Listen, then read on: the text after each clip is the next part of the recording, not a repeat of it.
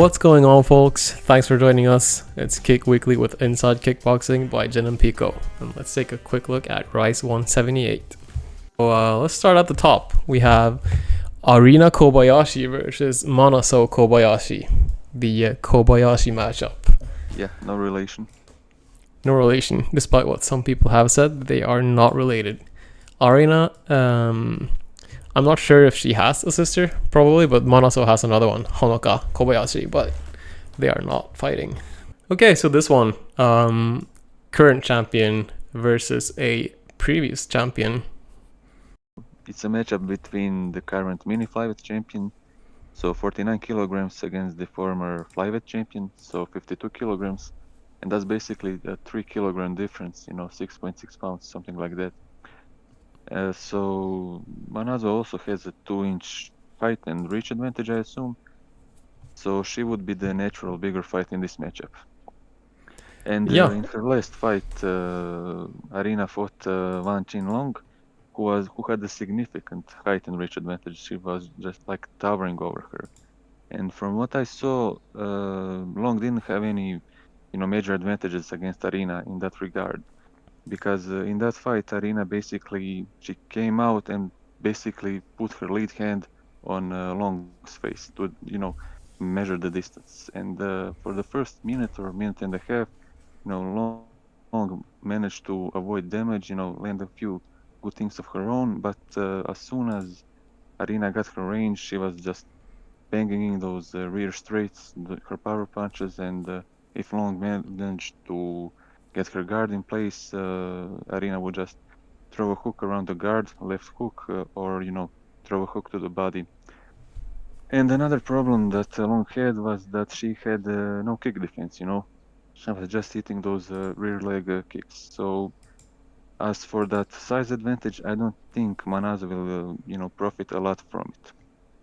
maybe not, but again, I mean, we can't really compare Manazo to Chen Long Wang. It's just like, I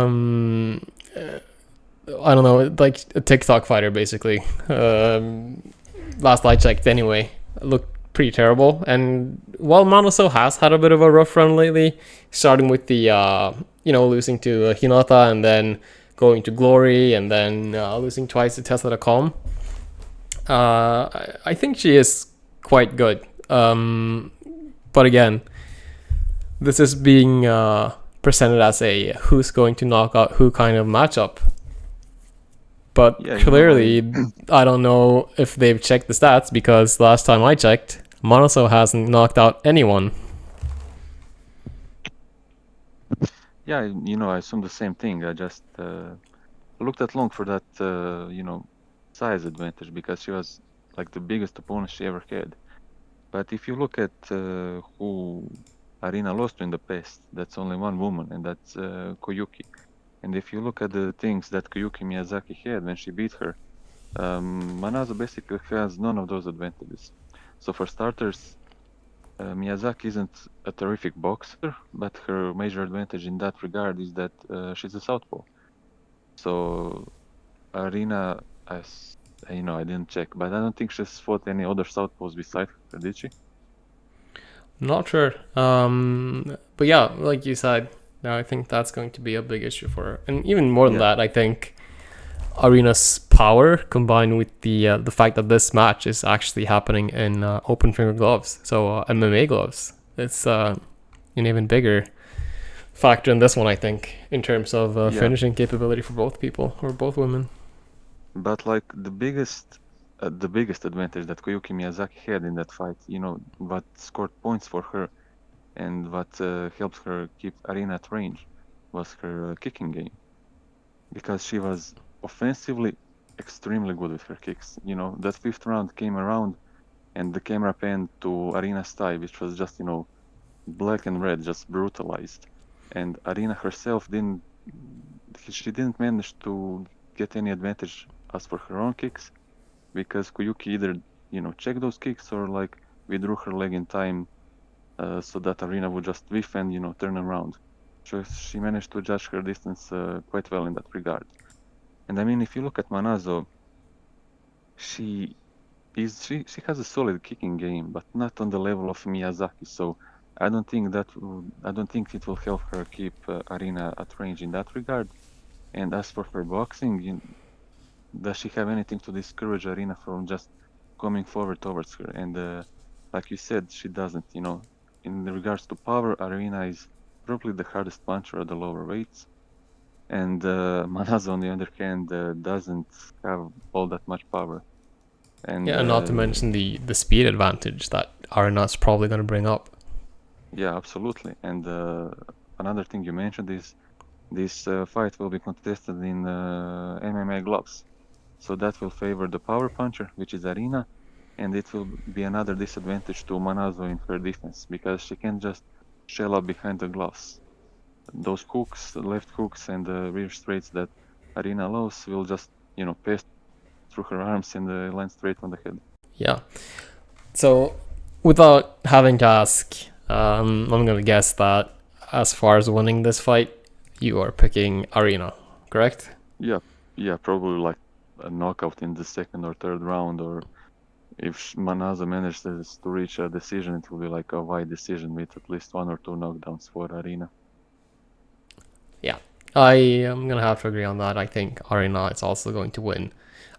Maybe not by KO, but definitely I think she's going to win by a wide decision for sure. And it wouldn't surprise me if we saw some knockdowns. I mean, last time Manaso was knocked down was in the Tiffany Wansoa's fight, right?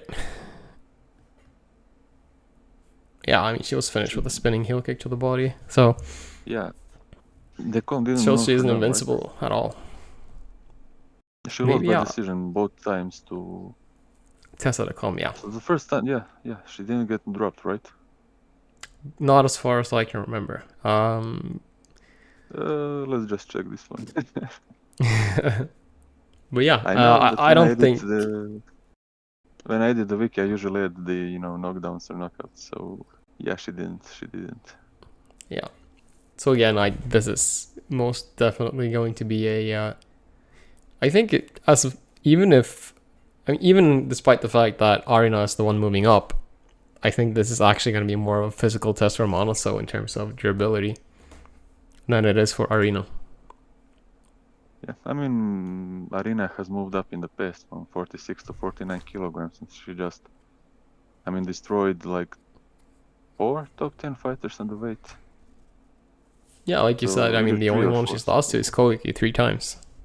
Yeah, and Koyuki is probably like the best fighter beneath 52 kilograms, in my opinion.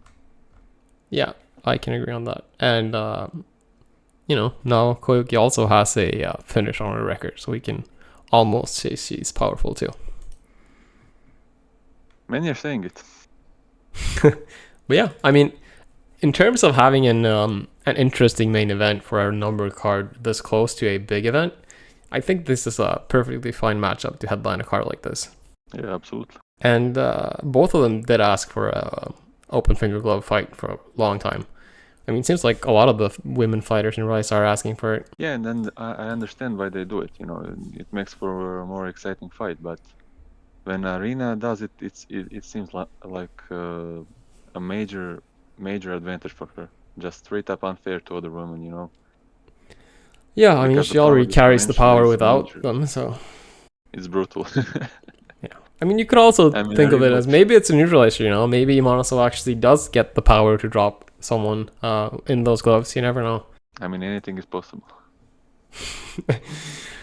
All right, so let's move on to the co-main event where we have another champion, Koki Osaki, facing Samvel Babayan. Maybe that's a familiar name to some. I had to Google him because I started watching kickboxing a bit late.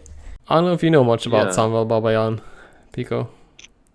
So, Samvel is, in my opinion, the best European fighter between 53 and 55 kilograms. So if you're looking outside of Japan for an opponent for a Koki Osaki, that's basically your best option.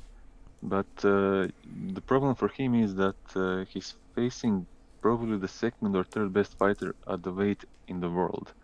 And I rewatched some of their fights recently, and I just can't see any area in which Samuel is better than Koki Osaki. in terms of boxing, in terms of their kicking gains, of their movement, of their durability, speed, all that. Just Koki is just better, Yeah, and like you said, Koki is probably, I'd say he's definitely top five, arguably even better than that in his weight. And he's coming off some great names and great wins. Seiki Uyama, where he started in like almost, it was got to be like, what, 2 years ago now? And then he fought Ryoga twice, and then dealt with Yugo Kato before he actually now had a great fight with Masahiko Suzuki. So he's on quite a roll. Yeah, in that fight against Masahiko Suzuki, who was, according to some, near pound for pound material, and Koki just showed up and like won a clear decision over him. And like you said, he's on a sensational streak of wins right now. Ryoga Terayama was considered a major prospect when he faced him, and Koki just walked through him in that second fight. Yugo Kato, Yeah, whom he faced in that title eliminator. Yugo Kato is like, he's a very experienced veteran. He's a very savvy fighter, and again, Koki didn't. Well, he didn't have that much trouble. It was a close decision. He won basically by 1 round, but it was still a very good win. And then he shows up against Masahiko Suzuki and just walks through him. So yeah. yeah, it's a great fight, and it's actually a replacement fight from what I remember.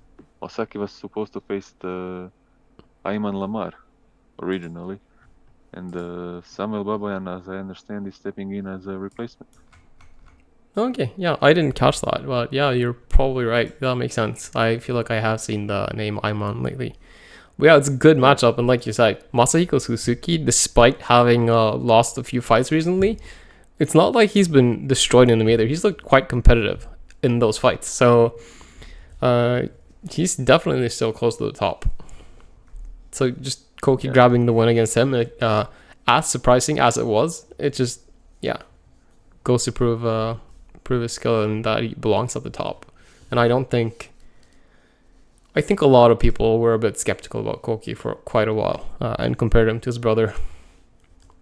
well, yeah, that's his major problem. Kazuki Osaki being just among the 5 best fighters in the world, and naturally you're going to be compared to your brother, and like as good as you are compared to Kazuki Osaki, that's just a whole nother level. But yeah, Koki Osaki is an exceptional fighter, an exceptional fighter. Yeah. And his opponent, Samvel Babayan, having done a little bit of research on him, he's quite a bit younger than I expected. He's like, what, 28 this year? Yeah, it's that Eastern European look. Yeah. And quite a good record, too. I mean, nothing to complain about. 41 fights, 36 wins, and 5 losses. He's got 2 world titles. The Waco Pro World, I think it even says Atom weight for some reason. I don't know if that's correct. But then he also has the WKN Bantamweight title. And he even Yeah, had and a few fights recently. He fought in December and April this year. He went 5 rounds, both fights, decisions and wins, of course. So he's been on a run and stayed active. So he's got a lot of rounds in recently. So it's actually it's a really fast turnaround for him. yeah, and he has prior experience fighting in Japan. And now that you mentioned fighting in Japan, and we talked about the WKN title, I'll mention the other person on the card as well.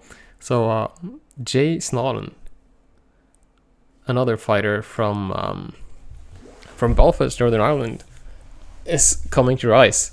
I think this is going to be his first pro fight in Rice as well, or in Japan. He's Yeah, also pro got debut. he's also got the WQN belt. Well, he has those semi-professional belts, which he Not won at the bad. national, international, European, world level. So, as for how good you can be as an amateur kickboxer in Europe, he's among the best. I assume. I Yeah, don't I really keep up haven't with heard or the seen amateur much. scene in Europe all that much. Yeah, me neither. But I mean, it's always fun to see a name I can pronounce and read easily. So I'll take that. And Yeah. on their website, the gym, Pro Kick Gym, they do write that it's his third trip to Japan. So this is actually going to be his fourth fight Yeah. over there. And the opponent Rice gave him is Norio Yokoyama, who's he's an exciting fighter. So if nothing else, this should be an exciting fight. You know, a treat to watch, as they say. Yeah. But who are you going to pick? I mean, I haven't watched much of either guy, but just from going by heart, I'm going to say I have Jay for this one. Yeah, I'm going to pick Yokoyama for this one. All right, we'll see who's right. Hopefully, it's going to be Old me. man power and all that. I mean, Yokoyama is like 38 at this point, but you know, He's he old has and power. experienced, so. Yeah.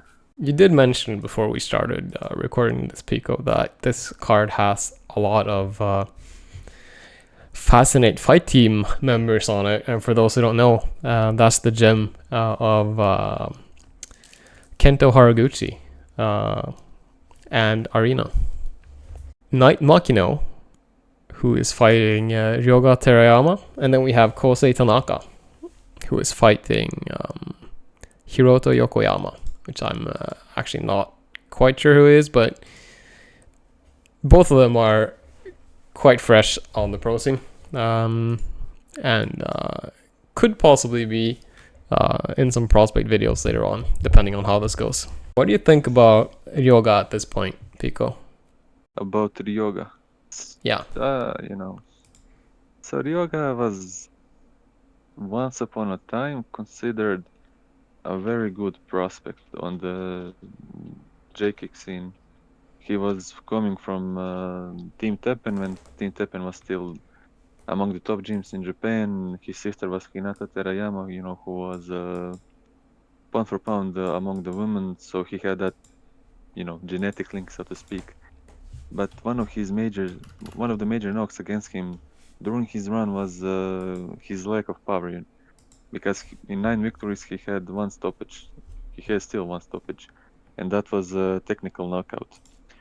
And he did beat some good opponents like Hale and Shoari, but once he came up against like the really elite fighters who themselves carry a lot of power, as good as your technical game could be, if you're facing someone equally as talented who has that advantage of power, it's hard to keep up with them, and that's it really showed in his second fight against Koki Osaki. So I think he could still be a top 15, top 20 guy, but his lack of power for me is a major disadvantage. So I don't think he could ever really be a champion at this weight. 53, 55 kilograms is a very competitive weight. And unless it really falls off, I don't see Ryoga becoming a champion in Rise. And I think he has a problem with power, like you said, but I think the fact that he also often chooses to fight as a counterpuncher is a bit disadvantaged to him, comparing him to all of the other guys there. There's a ton of volume punchers. There's a ton of guys who have power, but he's just kind of a little bit tentative on the back foot, waiting to counter. And when he does counter, he can land, but he just doesn't really hurt anyone with it. Yeah, So, and another thing I wanted to mention regarding Ryoga is that he departed from Team Teppen in 2022, and he hasn't moved to another gym in all that time. So he moved from Teppen gym on 15th of February in 2022. So that's 2.5 years almost now that he has basically been, you know, gym hopping. He doesn't have a dedicated team or a dedicated coach who could develop him. Yeah, and he was, when he was at Teppen, he was kind of in a, ironically, he was kind of in a Koki Osaki kind of position where he's an up and comer beating a lot of guys in prospects, and he has a sibling that's a pretty dominant champion, and then he just kind of whiffs it at the top. Yeah, once he left Teppen gym, it really things started falling off for him. Yeah, and you could say the same about Taisei Ume as well. I mean, he was a champ while he was at Teppen, and as soon as he left, he also lost the title. Yeah, and I mean his opponent in this fight, Knight Makino, like which you mentioned, he's with Festnet Fight Team. His coach is Kento Haraguchi, who, in my opinion, is a pretty good coach. And Knight Makino is now in a position that Ryoga Terayama once in, an up and coming fighter who also had a solid career prior to joining Rise. And unlike Ryoga Terayama, he does carry power. So He yeah, does. So I think this is quite a good matchup, and it's going to be telling in terms of where Ryogo's career is going to end up. Because I think really this is like make it or break it for him. He might stick around as a fighter, but I don't. If he doesn't win this, I don't think he's ever going to be at the top. And some might even say that they already know now he's never going to be at the top. But I'll give him a couple more fights for it. yeah, they're still giving him a chance. Okay, so should we just do a recap of our picks and then wrap it up? So I'll give you a few matchups, Pico, and then just tell me who you think's gonna win, and I'll do the same. All right, let's do the recap then one more time. Arina or Manazo? Arina by stoppage. All right, Koki or Samvel? Koki by decision. Ryoga or Knight Makino? Makino by decision. All right, there you have it, guys. Those are the picks. And I hope I'm not wrong. Hey, judging by our track record, we might see a lot of upsets this weekend. But I guess if I do the opposite picks, because I might actually, I'll pick Arina as well. And then I have Koki, Knight Makino. Well, we're just going to end up with the same picks now, aren't we? Yeah. I guess this is make it or break it for Inside Kickboxing in terms of picking fights as well. If we missed all three, we're shutting down the podcast. Yeah. We're shutting down the podcast that hasn't been released for 8 months or something like that. I'm talking about Kick Weekly, not Inside Kickboxing. Yeah. Sorry, Tim. If we're wrong, we're shutting down your gig. That's it. Yeah. So if anyone likes listening to us, you can check us out at Inside Kickboxing. We're on YouTube, Spotify, Apple, all that jazz. We have a goal of releasing frequent podcasts. We're not very good at it, but we try. And we do also make a few short videos. Prospects. Yeah, so if you like trying to stay in the know, getting to know some Japanese kickboxing prospects you might not know about, definitely check those out.